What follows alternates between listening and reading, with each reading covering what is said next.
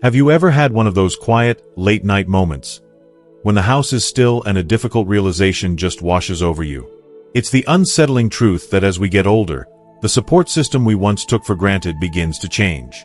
Our adult children, who we love with all our hearts, are rightfully consumed by the beautiful, demanding chaos of their own lives, their careers, their mortgages, their own young children. Our friends, our contemporaries, might move across the country to be closer to their grandkids, or sadly, they might fall ill or pass on. This leaves you in a quiet room, facing a profound and heavy question. Who is truly in my corner? Who can I genuinely rely on, day in and day out? That question, if you're not ready for it, can hit you with the force of a ton of bricks. But what if I told you that this very fear is actually the first step toward building the most peaceful and dignified life you could imagine? As a family doctor who has spent more than 3 decades sitting knee to knee with people in their 70s, 80s, and 90s, I have come to a surprising conclusion. The kind of real bedrock support, the kind that delivers true independence, often does not and cannot come from your family or your friends. I'm not sharing some abstract theory. I think immediately of a patient I'll call Arthur. He's a 78-year-old man who found more strength and stability in the simple act of taking a daily walk than he ever did in the weekly, obligation-driven phone calls he received. His journey, and the journeys of so many like him, transformed my understanding of what a truly successful life in our later years looks like. This conversation isn't about blame. It is about empowering you. In this video, we are going to walk through the 5 true pillars of support that you can construct for yourself, starting right now. And I urge you to stay with me through all 5, because the final pillar is the anchor for your very soul. It is what allows you to face anything, and I truly mean anything, with composure and dignity. Before we begin, I truly want to know if this feeling resonates with you. If that late-night worry I just described feels familiar, please take a moment to comment a simple yes below. It lets me know I'm speaking to someone who understands, and it shows others in our community that they are not alone. Thank you. Now, let's get started. Alright, let's begin with our first, and perhaps most tangible pillar of support. Pillar number 1. Physical mobility. In my office, one of the most common, and frankly, most dangerous myths I hear is the belief that feeling stiff, weak, and less capable is just a normal, passive part of aging that we simply have to accept. It's a quiet lie we tell ourselves. We start making small, seemingly harmless compromises that add up over time. We stop reaching for that box of cereal on the top shelf, telling ourselves it's just easier to eat something else. We opt out of that extra lap around the block during our evening stroll, convincing ourselves we're just being careful, not lazy. But my friends, this is a dangerous error in judgment. It is a slow, silent surrender that ultimately costs us the very thing we value most in this world: our independence. You see, your body is governed by an absolutely simple yet non-negotiable law. A law as real as gravity. It is, use it or lose it. This isn't just a catchy phrase for fitness fanatics. It is a fundamental biological decree. When you stop moving with consistency, your muscles, which have carried you faithfully for 60, 70, or 80 years, begin to atrophy. They begin to shrink and weaken. Your joints, which once moved freely, become stiff, sore, and achy. But crucially, and please, I want you to pay very close attention to this, your delicate sense of balance begins to fade away. That fading balance is the primary reason for life-altering, dangerous falls in seniors. It's a slow, insidious process that quietly robs you of your confidence, one small decision to stay put at a time. Now, here is the hard scientific truth. The core reason why this becomes so critical as we age. That use it or lose it cycle. It accelerates dramatically. A week of sitting on the couch when you're 35 years old is nothing. A minor inconvenience. You bounce back almost immediately. But a single week of inactivity when you're 75 can mark the beginning of a rapid, downward slide toward needing constant assistance. Your body no longer has the same immediate reserve of strength to regain what was so quickly lost. This is precisely why maintaining what you have is so utterly critical. So, ask yourself, and be brutally honest. Does getting out of your favorite low armchair, does it feel like a genuine chore these days? Do you find yourself inventing small excuses to say no to outings with friends or family, secretly worried that you won't be able to keep up the pace? That is not simply your age talking. That is a direct symptom of your mobility shrinking. It is a bright red warning sign that your very foundation is becoming unstable. This brings me right back to Arthur, the gentleman I mentioned at the beginning. Arthur walks with a cane now, and his steps are certainly not what they were 20 years ago. But he goes out to his local park every single morning, whether the sun is shining or it's just drizzling. Every single day. I once asked him what fueled this unwavering dedication. He stopped, leaned on his cane for a moment, and looked me right in the eye. He said, "Doc, the moment I stop walking is the moment I start waiting for someone to help me. And I don't want to wait. I want to live." Arthur's mobility isn't perfect, but it is his. He owns it. And that powerful sense of ownership gives him a peace and a power that no amount of help from his well-meaning children could ever provide. He still drives himself to his appointments. He meets his friends for coffee. He is in control of his day. The science could not agree more with Arthur's philosophy. Numerous studies published in esteemed publications like the Journals of Gerontology have demonstrated repeatedly that something as minimal as 15 minutes of daily, consistent walking can drastically improve muscle strength, enhance balance, and significantly reduce the risk of debilitating falls. It is, quite literally, one of the most potent anti-aging and pro-independence tools available to us. It's better than any pill I could ever prescribe. So, please hear this.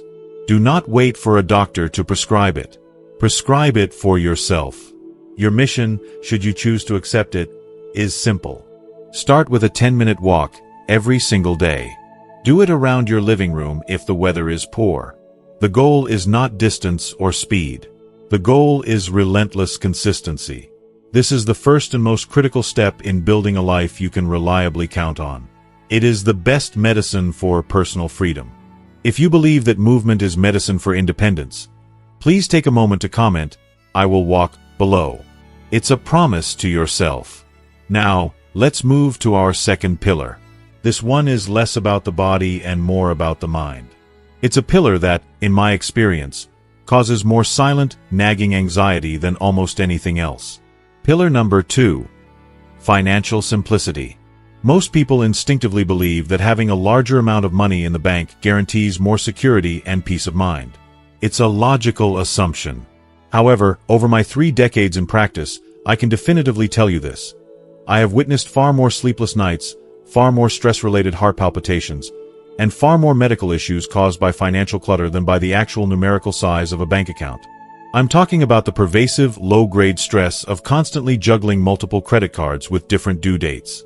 The mental tax of trying to make sense of confusing, multi-page investment statements. And the quiet, persistent annoyance of tracking down those sneaky recurring subscription charges for services you forgot you even had, that just pop up out of the blue. This is not a mere inconvenience, my friends. It is a profound health hazard. From a purely medical and physiological perspective, financial complexity establishes a state of chronic, low-grade stress in your body. This keeps your cortisol levels, your body's primary stress hormone, slightly elevated all the time. This constant state of low-level alarm affects everything. It disrupts the quality of your sleep. It can contribute to high blood pressure. It can even weaken your immune system.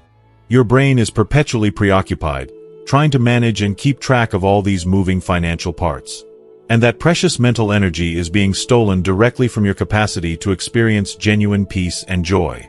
It's like trying to drive a car with the emergency brake just slightly engaged all the time. You can still move forward, but you are relentlessly, slowly burning yourself out. Now, here is the core reason why this issue magnifies as we get older. Our natural tolerance for this kind of mental clutter inevitably decreases. It's a fact of life. The complex, intricate budget that felt challenging but manageable when you were 50 now feels utterly overwhelming at 75. And this feeling of being overwhelmed quickly devolves into a deep-seated, paralyzing fear. Will I run out of money? What if I missed paying a crucial bill? Am I making a terrible mistake somewhere? How does this show up in your day-to-day life? Be brutally honest with yourself for a moment. Do you ever dread opening the mail, worried that you'll encounter yet another complicated statement you don't understand? Do you postpone looking at your bank activity for weeks at a time because you're afraid of what you might find? That feeling of avoidance, that small knot of anxiety in your stomach, that is a bright red flag. It is your mind and your body signaling that your financial existence is too complex and is actively causing you harm.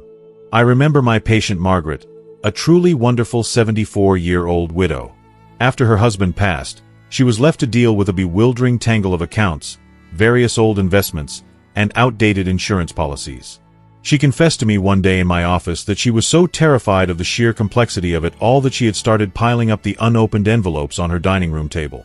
A literal mountain of stress. But she took a brave step. She didn't hire some high-powered, expensive wealth manager. She just sat down with a simple, trusted financial advisor from her local bank and made a ruthless plan to consolidate and simplify everything. She downsized to a smaller, more manageable home. She funneled all her scattered savings into one, single, easy-to-read account. She kept just one credit card for true emergencies and took a pair of scissors to the rest. Most charmingly, she started a small, transparent savings jar on her kitchen counter, which she lovingly called her Captain's Fund.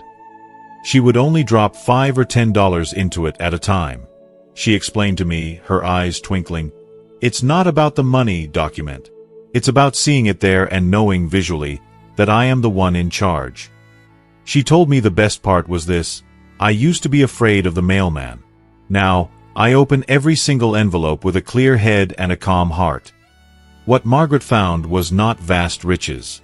It was genuine, profound peace. So, here is your simple, yet profoundly powerful action step. This week, I want you to take just one small action. Identify one single subscription or one small recurring charge. It could be a forgotten streaming service, a magazine you no longer read, or an old gym membership, and then cancel it. The goal here is not to save a fortune overnight. The goal is to immediately feel that surge of power that comes from taking back control. You don't need to be a Wall Street wizard. You simply need to be the clear-headed captain of your own ship. Simplify your finances, and you will grant yourself one of the most invaluable gifts imaginable: a quiet, uncluttered mind.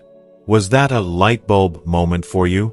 If so, just comment the word "simple" below. Let's make that our goal.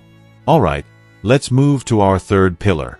This one is about creating a protective framework around your health, one that places the power of maintenance directly back into your hands every single morning. Pillar number 3. A consistent health routine. The most critical mistake I see countless people make as they age is waiting.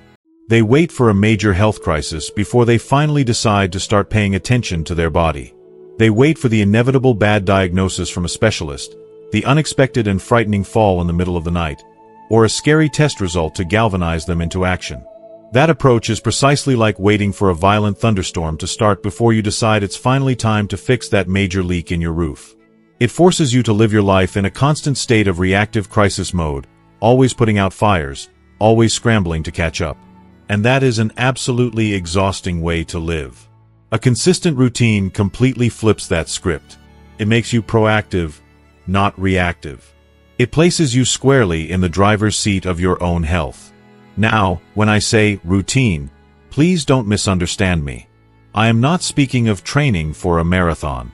Nor am I advocating for some rigid, complicated, fad diet that turns your life upside down. I'm talking about the small, steady, almost boring actions that you simply repeat, day in and day out, until they become as natural as breathing. The unwavering act of taking your prescribed medications at the exact same time each day. The small ritual of doing a few simple chair stretches while the morning coffee brews. The non-negotiable habit of making sure you drink one full, large glass of water the moment you wake up, before anything else passes your lips. These seemingly insignificant things, when performed with relentless consistency, create a powerful, self-respecting rhythm for your life. And here is the vital reason why this becomes so crucial as we get older. Once we pass the age of 70, our bodies naturally lose a measure of their innate resilience. That's just a biological fact. We do not bounce back from neglect or from mistakes as easily as we once did. A single night of poor sleep at 75 can genuinely derail the entire following day, leaving you feeling foggy and weak. Forgetting to take your critical blood pressure medication just once can have frightening, immediate consequences. A consistent routine functions as a sturdy, stable framework, a protective scaffolding built around your health. It drastically minimizes the potential for human error and creates a predictable, stable environment in which your body is given the optimal chance to thrive. It also dramatically reduces what psychologists call decision fatigue. You don't have to waste mental energy wondering if you should take your walk. You just do it. Because it's 9 a.m., and that's what you always do at 9 a.m. The symptoms of lacking a strong routine are subtle but profound. Do you often feel adrift during the day, uncertain of what you should be doing next? Do you find yourself consistently forgetting to take your medications or missing meals, only to realize it hours later? Does your energy feel wildly unpredictable, soaring one moment and suddenly crashing the next? These are often signs not of old age itself, but of a life devoid of rhythm, a life lacking the necessary grounding force of a simple, daily routine. I think of my patient Walter, an 81-year-old former high school teacher. Every single morning, like absolute clockwork, he follows his routine. At 6 a.m. sharp, he gets up and makes a cup of herbal tea. He then performs 15 minutes of simple chair stretches he learned from an old fitness program on television. He takes his morning pills with a full glass of water. And then, without fail, he goes for a walk around his neighborhood block. Rain or shine. I asked him once why he was so incredibly disciplined about it, even on days when he felt tired. He smiled and shared a thought that I will always carry with me. He said, "Doc, it's no longer really about the exercise. It's about me telling myself, every single morning, that I still matter. That I am still worth taking care of." For Walter, his routine is not a chore. It is a sacred, daily declaration of his self-worth. And when you have that kind of ingrained routine, you naturally become far less dependent on others to manage your life. You are far less likely to need your son or daughter to call and remind you to take your vital medication. You are far less likely to experience the kinds of accidents or illnesses that are born from simple inconsistency and neglect. So your action step here is to start incredibly, almost ridiculously, small. Do not attempt to overhaul your entire life overnight. That's a recipe for failure. Just choose one thing. One single, positive action. Perhaps it is drinking one full glass of water right when you wake up. Or maybe it's doing 5 minutes of stretching right before you brush your teeth at night. Do that one thing every single day for 7 days. That's it. You are not merely building a habit. You are actively building a foundation. You are proving to yourself, day by day, that you are your own most capable caregiver. And that, my friend, is a support system that no one can ever take away from you. What is the one thing you could start with? Share it in the comments if you feel comfortable. Your idea might just inspire someone else. Now for our fourth pillar. This one is perhaps the least visible, but I assure you, when life gets tough, it is without a doubt the strongest. It is the internal glue that holds everything else together when the inevitable storms arrive. Pillar number 4. Emotional resilience. We often make the profound mistake of thinking that genuine strength in our later years is strictly about maintaining a healthy body or having a comfortable bank account. But I have personally witnessed people who had both of those advantages completely crumble under the immense weight of deep loneliness or paralyzing grief. True, enduring strength, the kind that allows you to successfully weather any storm life throws at you, comes directly from the heart. It is your deep, internal ability to feel profound emotions, sadness, anger, loss, but critically, to not be drowned by those feelings. The common misconception is that being emotionally resilient means you must appear brave or put on a stoic face for the world all the time. That you don't feel sad, or angry, or afraid. That is simply not true. In fact, it is the exact opposite. Emotional resilience is the capacity to sit comfortably with those difficult, uncomfortable feelings, to acknowledge them fully, and to internally say, "This absolutely hurts right now, but I know I can handle it." And then, you allow that feeling to pass through you, without letting it take root and establish a permanent home inside your soul. It is the profound difference between being in a storm and being the storm. As we progress through life, this crucial skill becomes absolutely essential, not just optional. Why? Because by this age, life has guaranteed us a full and difficult curriculum of loss. It's an unavoidable part of the journey. We lose beloved spouses. We lose lifelong friends. We lose certain physical abilities we once took for granted. And we lose the defining professional roles that once shaped so much of our identity. If our emotional well-being is entirely dependent on everything staying exactly the same as it once was, we are setting ourselves up for chronic, inescapable pain. Since our physical bodies naturally become more fragile with age, our emotional core must become proportionally stronger and more flexible to compensate. It must become our primary internal source of stability when everything external feels unstable. What are the common symptoms of low emotional resilience? It's feeling like your entire week is ruined simply because your son was late calling you on Sunday. It's falling into a deep, protracted funk for weeks after a casual friend moves to another state. It's a constant, lingering sense of bitterness or victimhood regarding the natural, inevitable changes that accompany aging. It is the crippling fear of feeling pain that causes you to close yourself off completely from new people and new experiences. It is when your emotional world shrinks and shrinks, until it becomes almost impossibly small. I learned the greatest practical lesson on this from a woman I'll call Helen, a 77-year-old patient whose husband of 50 years had recently passed away. The loneliness, in her own words, was a palpable physical weight on her chest, especially in the evenings. The silence in the house was deafening. I asked her how she managed to get through those long, dark nights, which were always the hardest time. She told me she had started a small, sacred ritual for herself. Every night, just before she climbs into bed, she goes into her living room and lights a single, small candle. She said, "Some nights, Doc, I just sit there and openly cry. I let it all out. Other nights, I might remember a funny shared story we had, and I'll just laugh out loud to an empty room. But no matter what happens, I sit with that flickering flame for a few minutes. It reminds me that even in the absolute deepest dark, there is still a little light. It is my way of honoring the pain and giving it the space it deserves, without ever allowing it to swallow me whole." That simple, personal act, that is resilience in its purest, most powerful form. So how do you actively build this for yourself? Your immediate action is not to stop feeling, but to start noticing. The very next time you feel a strong wave of frustration, or grief, or deep sadness wash over you, don't immediately try to distract yourself by turning on the television or reaching for a snack. Just for a moment, stop. Take one slow, deliberate breath. And say internally, just to yourself, "This is frustration. I am feeling frustrated right now." By simply naming the feeling, you immediately separate yourself from it, just a little bit. You instantly become the person experiencing the feeling, not the feeling itself. Practice this small, quiet act of awareness every day. It is the vital first step in learning how to securely hold your own sorrow without it breaking you. This is how you develop into a safe, reliable harbor for yourself, steady and strong, regardless of how rough the seas become. This is a deep one. If you agree that true strength is about feeling, not hiding, comment on the word resilience. We have now arrived at our fifth and final pillar. And just as I promised, this one is truly the anchor for your soul.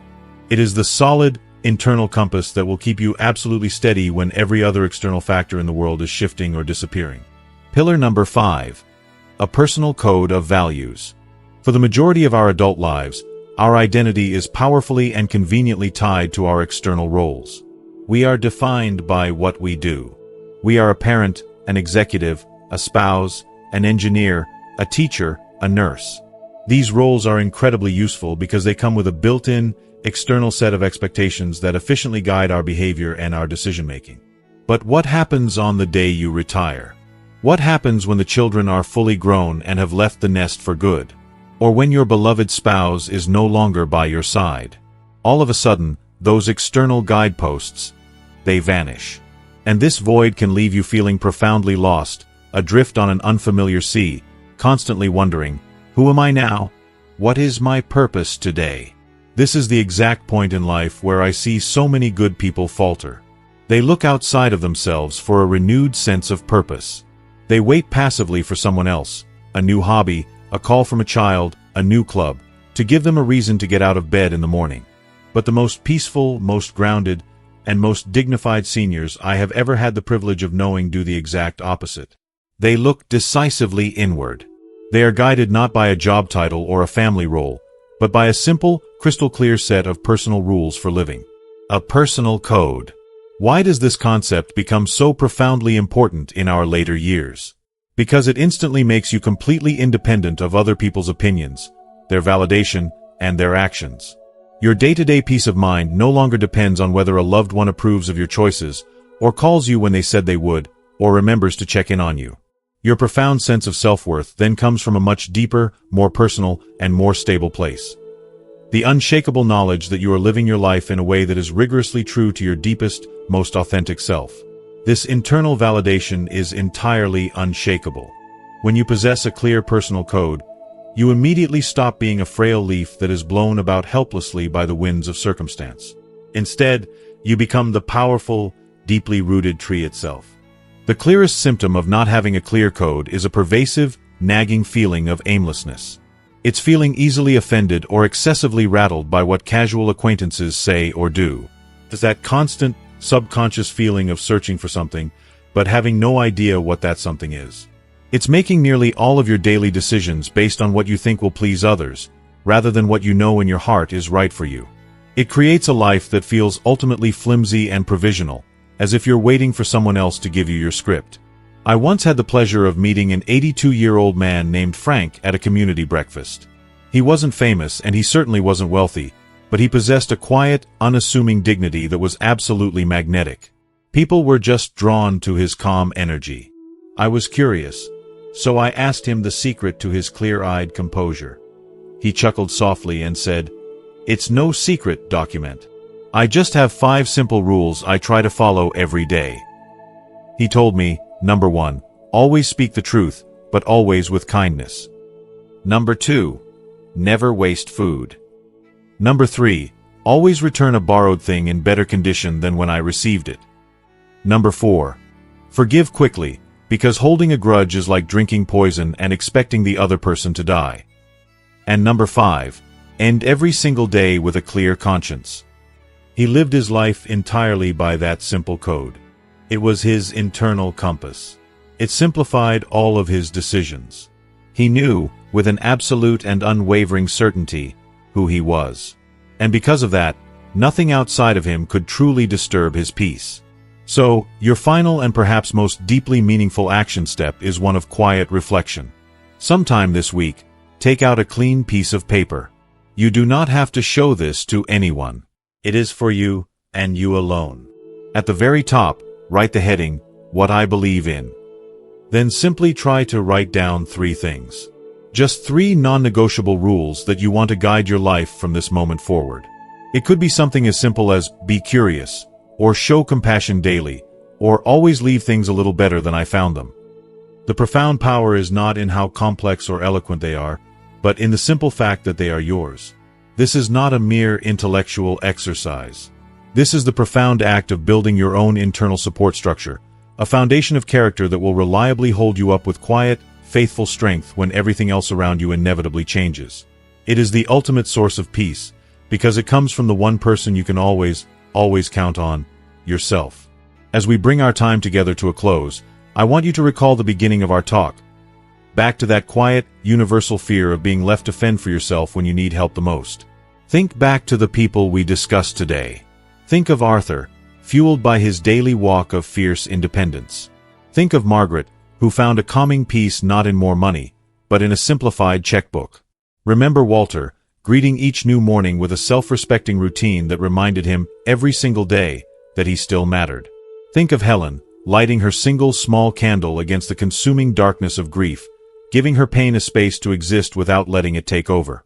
And finally, remember Frank, walking tall, eternally guided not by the world's expectations, but by his own simple, powerful rules for a meaningful life. They all faced that same unsettling fear that we spoke of at the start. But they didn't wait passively for a rescuer. They did not wait for their children or their friends to rush in and construct a perfect world for them. They did something infinitely more powerful. They became their own foundation. After all these years as a physician, the single most profound lesson I have gleaned from my patients is this. The most reliable, enduring support system you will ever have is not a person. It is a practice. It is the small, quiet, consistent things you choose to do for yourself, day in and day out, that collectively build a life of genuine dignity, strength, and unshakable peace. But knowledge, my friends, is only truly powerful when we put it into deliberate action. So now, I have one final, crucial question for you. What is the one small, concrete commitment you are making to yourself after hearing this message today? It does not have to be a grand gesture. It could be as simple as, I will take a 10-minute walk tomorrow morning. Or, I will finally cancel that one unused subscription. Or perhaps, I will write down just one of my personal values before bed tonight. No answer is too small to matter. In the comments below, please share your personal commitment. Let's hold each other accountable and inspire one another to take that vital first step. And if you found real value and a sense of hope in our time together, a simple like on this video helps others who may be feeling lost find this message. To ensure you continue on this journey with us, I invite you to hit that subscribe button. It's more than just subscribing. It's joining a community of friends, all dedicated to navigating these years with strength and wisdom together. Finally, think of one person in your life who needs to hear this message today. Please, consider sharing it with them. It might just be the most important and loving gift you can give them this week. Thank you for your time and your trust. Be well, and be your own foundation.